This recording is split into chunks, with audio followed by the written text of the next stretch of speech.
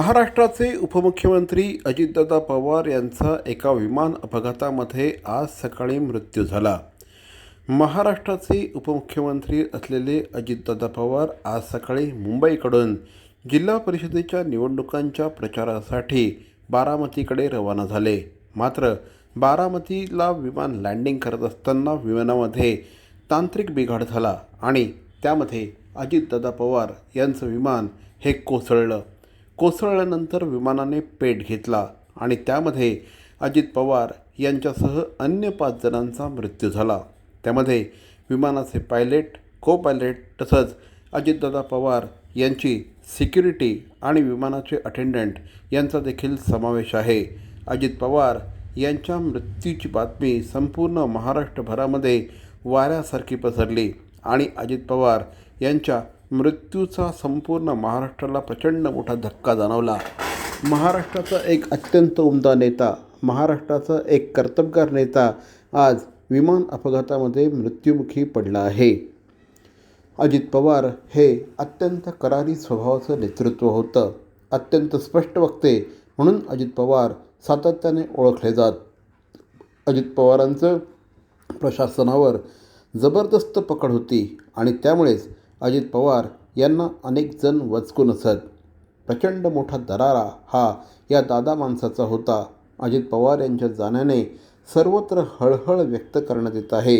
एका अत्यंत उमद्या अशा नेतृत्वाची अकाली एक्झिट झाली अशा प्रकारची प्रतिक्रिया सर्वत्र उमटू लागली.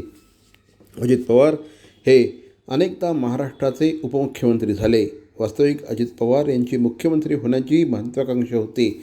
मात्र दुर्दैवाने ती कधीही पूर्ण होऊ शकली नाही आणि आता तर ती अजिबातच पूर्ण होणार नाही.